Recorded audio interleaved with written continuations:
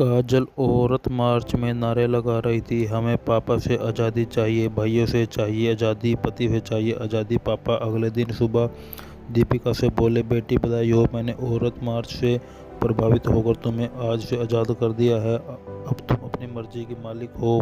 पापा यह कहकर ऑफिस चले गए। पापा के जाने के बाद काजल ने अपने बॉयफ्रेंड और अपने दोस्तों को औरत मार्च की कामयाबी की खुशखबरी सुनाई। शाम में पापा ऑफिस से वापस आते ही काजल से पूछने लगे, काजल तुम अभी तक घर पर ही हो? तो काजल हैरत से कहने लगे, क्यों डैड, मुझे कहाँ जाना था? सुबह तुमने कहा था ना तुम आज़ाद हो, चलो शाबाश, अपना सामान पैक करो और यहाँ से निकल जाओ। काजल बोले, लेकिन डैड। पापा बात काटते हुए बोले, लेकिन कुछ नहीं, जो कह दिया सो कह दिया। अब काजल के पास दो रास्ते थे, एक तो यह है कि घर से निकल जाए, दूसरा यह है कि पापा के कदमों में गिरकर माफ़ी मांगे, शायद माफ़ी मिल जाए। लेकिन काजल ने अपनी खूबसूरती के घमंड में घर से निकलना सही समझा और अपने बॉयफ्रेंड का नंबर मिलाया। हेलो, तुम कहाँ हो? मुकेश, जान परेशान लग रही हो, कोई प्रॉब्लम? वो डैड ने मुझे घर से निकाल दिया है, मुझे तुम्हारे साथ रहना है, डोंट वरी यार, आ जाओ, आई विल वेट यू। काजल मुकेश के साथ रहने लगी। एक दिन मुकेश के कहने पर काजल अपने पापा के पास गई और बोली, डैडी मुझे आपकी जायदाद में से हिस्सा चाहिए।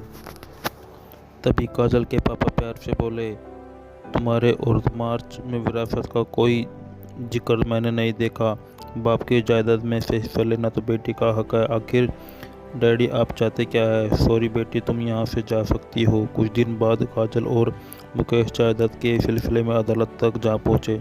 काजल एडवोकेट से कहती है, सर मुझे अपने डैड से जायदाद में हिस्सा चाहिए। एडवोकेट कुछ फाइलें उलट-पलट करने के बाद बोला, काजल मैडम, इस बारे में कुछ नहीं हो सकता, आपके पापा ने अपनी सारी जायदाद अपने बेटे और अपनी छोटी बेटी के नाम कर दी है। सारी मायूस होकर दोनों घर को लौट गए। कुछ दिनों बाद एक रात मुकेश एक लड़की को हाथ में हाथ डालकर घर में दाखिल हुआ। काजल यह मंजर देखकर पका गई और मुकेश को सवालिया नज़रों से घूरने लगी। काजल, इससे मिलो, यह है रेखा, मेरी मंगेतर, मेरे पेरेंट्स ने मेरी इससे शादी अरेंज कर दी है और काजल तुम्हें अब यहाँ से जाना होगा। परिवार में बहुत बातें बन रही है, तुम चाहो तो एक दो दिन और रुक जाओ, लेकिन जाना तो है ही। Okay bye. मुकेश यह कहते हुए दूसरे कमरे में चला गया। वह रात काजल पर बहुत भारी गुजरी। उसने अपने पिछड़ा परिवार, लूटी इज्जत का ख्याल तड़पाने लगा। अगले दिन वह छोटा सा बैग थामे राज के घर से एक अनजान मंजिल की तरफ निकल पड़ी। थोड़ी देर बाद बस स्टॉप पर इस हाल में खड़ी थी कि आज उसके पैर कांप रहे थे, दिल की धड़कनें रुकने का नाम नहीं ले रही थी, आंखें उखड़ने को बेताब थी। अचानक उसके दिल में एक ख्याल आया और फिर वो मोबाइल निकाल कर बारी बारी अपने दूसरे बॉयफ्रेंड को कॉल करने लगी।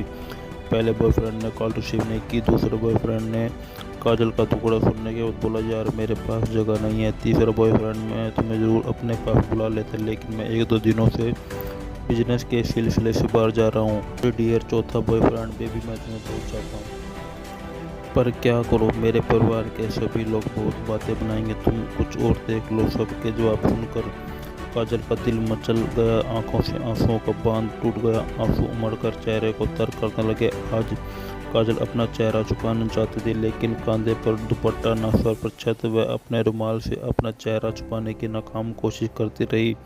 वही चेहरा जिसे छुपाते हुए शर्म महसूस होती थी। खैर, काजल ने बोझल कदमों के साथ चलना शुरू किया और अपने शहर के बने हुए एक लोक कल्याण लेडीज होम में रहने लगी। अब उसे अपनी औकात नज़र आ रही थी कि वह टिश्यू पेपर है या डिस्पोजल बर्तन जिसे इस्तेमाल करके कूड़े के ढेर में फेंक दिया जाता है, यह दुनिया गोल है।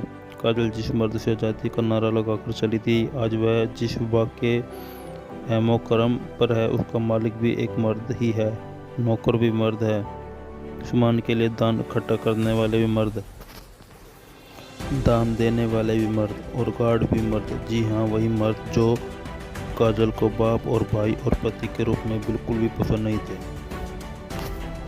तो दोस्तों, ये थी हमारी आज कहानी। उम्मीद है कि आपको पसंद आई होगी। आपका क्या कहना है इस कहानी के बारे में कमेंट करके हमें जरूर बताइए। वीडियो को लाइक कर दीजिए और इसी तरह की कहानियाँ लगातार देखने के लिए सब्सक्राइब करके घंटी को दबाकर ऑल पर सेट कर दीजिए ताकि आने वाली वीडियो का नोटिफिकेशन आपके पास तुरंत पहुंच जाए। आपसे अगली वीडियो में, तब तक के लिए धन्यवाद।